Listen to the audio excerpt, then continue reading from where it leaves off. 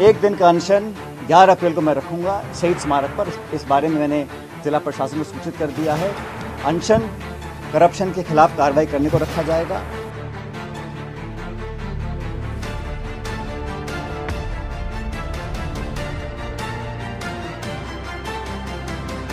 भाई हर नेता को, हर पार्टी को अपनी बात रखने का अधिकार है। क्या सचिन पायलट बोल भी नहीं सकता क्या? क्या चाहते हो आप सचिन पायलट से? लंबी चुप्पी के बाद पायलट का गहलोत पर हमला। सचिन पायलट ने गहलोत वसुंधरा की मिलीभगत का मुद्दा उठाकर आखिर किसको साधा? अनशन की घोषणा के पीछे आखिर क्या है रणनीति? सचिन पायलट ने दिखाए तेवर तो कांग्रेस में बड़ी हलचल। राज्य प्रभारी रंधावा ने किया बड़ा दावा। रंधावा ने कहा कि पूर्व मुख्यमंत्री ने उनके सामने भ्रष्टाचार का मुद्दा कभी नहीं उठाया।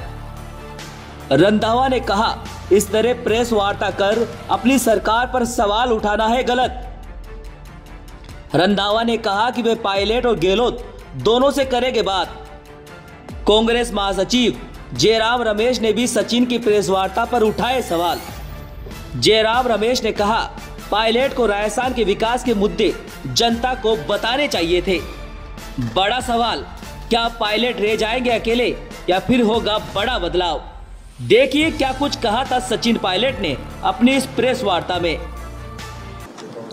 इस कार्यकाल में सरकार वसुंधरा जी की थी और 163 के बहुमत के साथ एक मजबूत सरकार राजस्थान में बनी थी।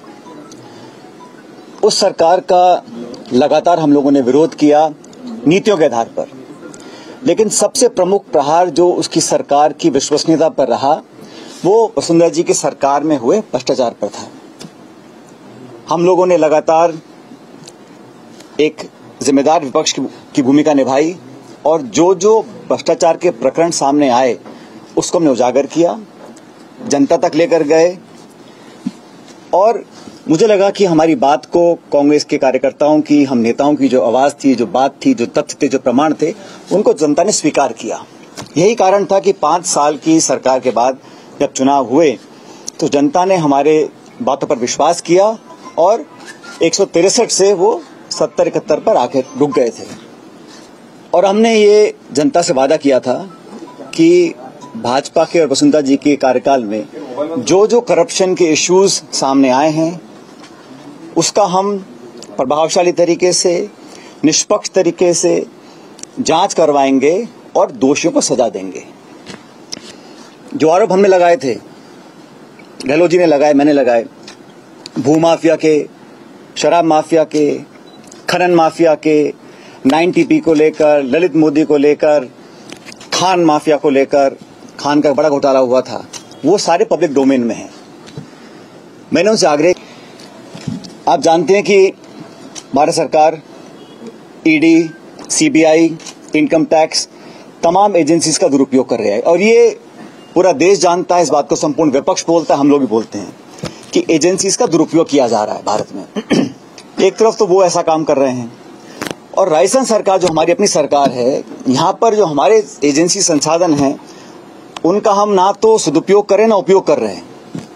तो ये बड़ा विचित्र मामला था, इसको लेकर बहुत मैं चिंतित था। मैंने ये प्रकरण साल भर से ज्यादा हो गया, तो आज मैं चाहता हूं कि ये बात पब्लिक डोमेन में जाए, क्योंकि कांग्रेस कार्यकर्ताओं को लगना नहीं चाहिए, पब्लिक को लगना नहीं चाहिए कि हम लोग कहते कुछ है करते कुछ है।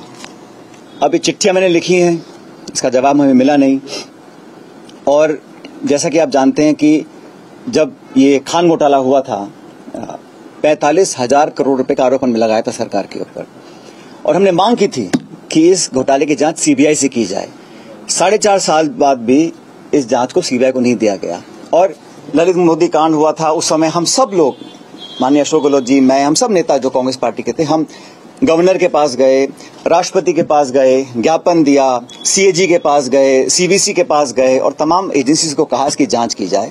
तो आज जब 4.5 साल पूरे हो गए सरकार के, कांग्रेस सरकार के, तो भ्रष्टाचार, करप्शन के ऊपर जो हमारी एक नो टॉलरेंस पॉलिसी है करप्शन को लेकर, उसको और पुख्ता करने के लिए हम चाहते थे एक विस्तारित, पारदर्शी और प्रभावी कार्रवाई करी जानी चाहिए। अभी तक वो कार्रवाई करी नहीं गई है। और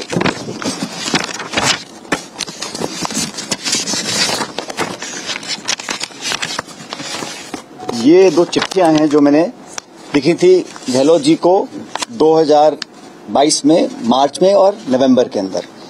इसकी कॉपी मैं आपको दूंगा।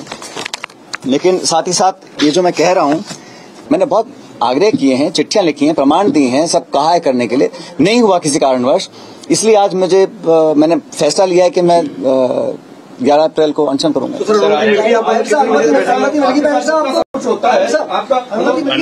कितने बजे से बैठेंगे? 11 बजे से। टाइम टेबल एक दिन का अनशन कर रहा हूं।